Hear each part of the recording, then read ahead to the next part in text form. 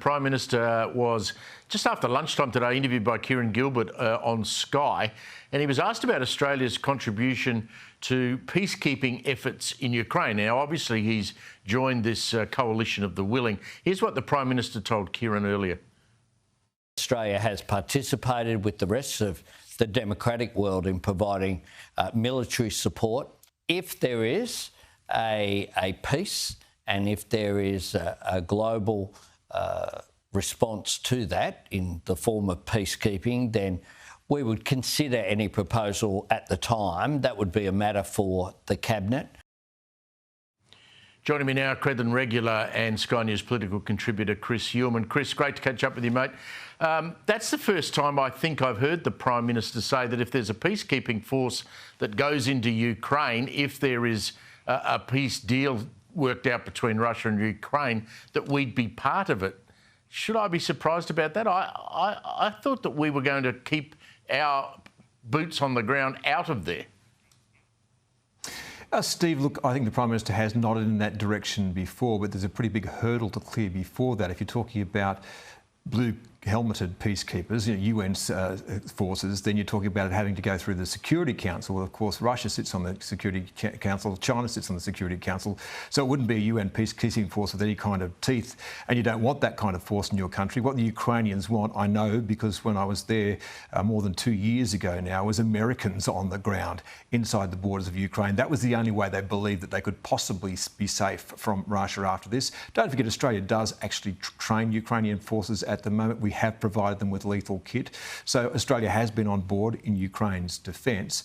But I note when the Prime Minister speaks about this, he never mentions the elephant in the room, and that is the force that's been keeping Russia afloat, or the country that's been doing it has been China. When he talks about the stability of the world, China has been buying Russian oil. That's financed Russia's fight against Ukraine, and there's credible evidence that the Chinese are assisting in other ways, in military ways, through dual-use technologies. So if we're going to basically have a long, hard look at Russia and the way it's behaving and worry about the world order, then we should be very, very worried about what China has to do in all of that. But of course, Australia will never raise its voice on that front.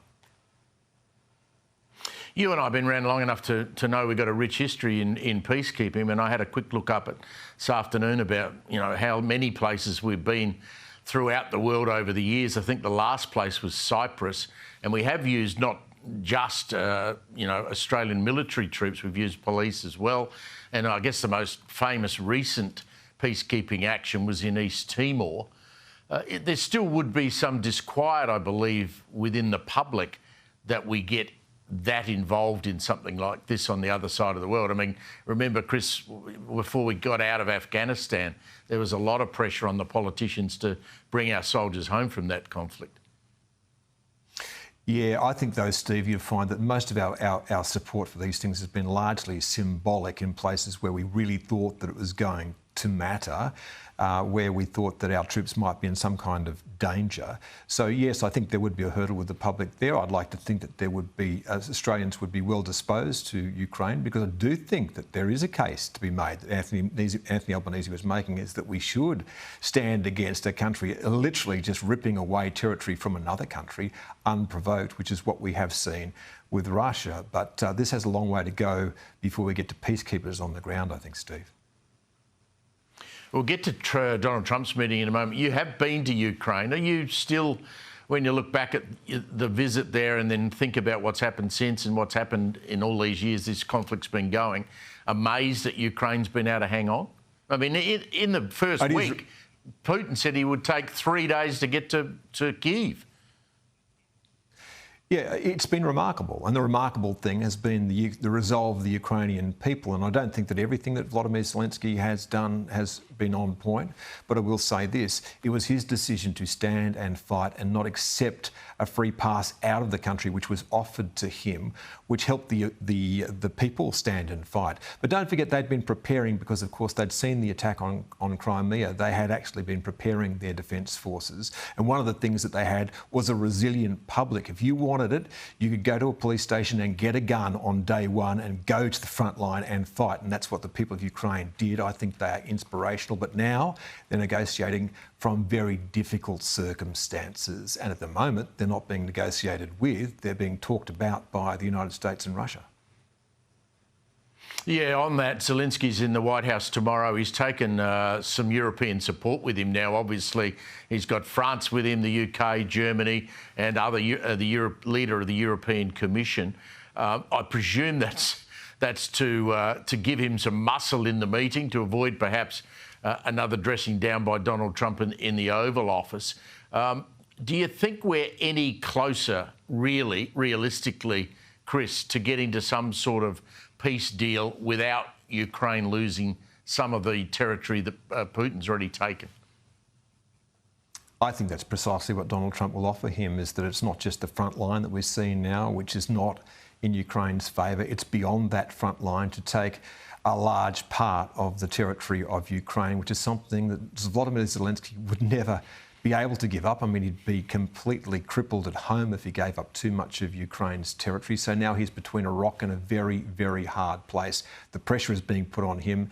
The united front from Ukraine, from the Europeans, is to try and put pressure back on the President of the United States to not make demands which are completely untenable to the people of Ukraine and to the government of Ukraine. I was talking earlier at the start of the program about renewable energy. We've got BlueScope Steel, I note today, and the boss of BlueScope, their CEO, Mark Vasella, was on with Ross Greenwood. But he said we've got to have a gas reserve policy. He said Australia's manufacturing is, quote, at a tipping point due to unsustainable energy costs. Vasella says that while the company wholeheartedly endorses Labor's future made in Australia, the policy will not exist without immediate intervention in the East Coast gas market. I mean, surely that's got to be agenda item number one at this roundtable gabfest that starts tomorrow. And Steve, should have been for ages. I mean, it was obvious for the people who are developing the government's own plan that it would not function without 15 gigawatts of gas. Now, that's a big number, so let's put it into some kind of perspective. A gigawatt is enough to run a city of 1 million people. Because to try and run the sort of system the government is talking about, you essentially need 100% backup from some kind of fuel which can function when the sun is not shining and the wind is not blowing. And the reason the government hasn't actually backed that all up with batteries is because then the cost of it would run into the trillions of dollars. And the same people who designed this policy were the same people who were demonising gas, particularly in New South Wales and Victoria. In Victoria, they made it actually impossible to explore for gas. In New South Wales, they made it functionally impossible to get gas out of the ground. And yet gas exists in both those places. So this is a completely contrived political crisis brought about by the people who are transitioning our energy system, who have no idea how energy systems run, and they prove that on almost a daily basis. There is only one end in all of this, is that Australia will deindustrialise and we will not be able to afford electricity, and that will fall hardest on the poor. Yeah, and I'm sure I read at the weekend, Chris, that only Woodside are at that table this week, but you've got, agencies that are involved in, conservation. The Australian Conservation Group are there, but only one of our mining giants. I started the show with Victoria's energy transmission. You know this better than anybody. It's now doubled in price, blowing out to nearly $8 billion. It's going to cover something like 220,000 hectares. The Energy Minister said high energy bill prices will pay off in the long run. I mean, the costs of this stuff, it's gone from 4 to 8 billion in the last year. It's unbelievable.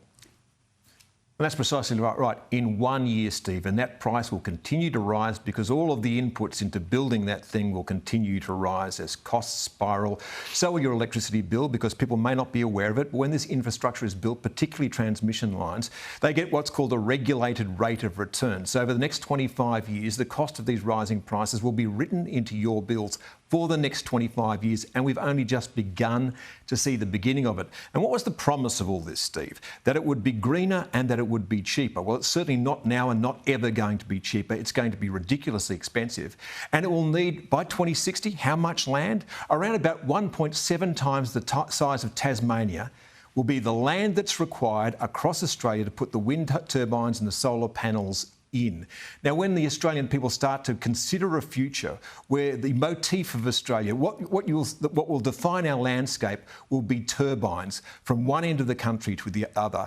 On what planet is that green? And here's a question, Steve. Why is it that the Conservation Council and the Wilderness Society and others have stayed so remarkably silent about what is a massive imposition on the environment in Australia?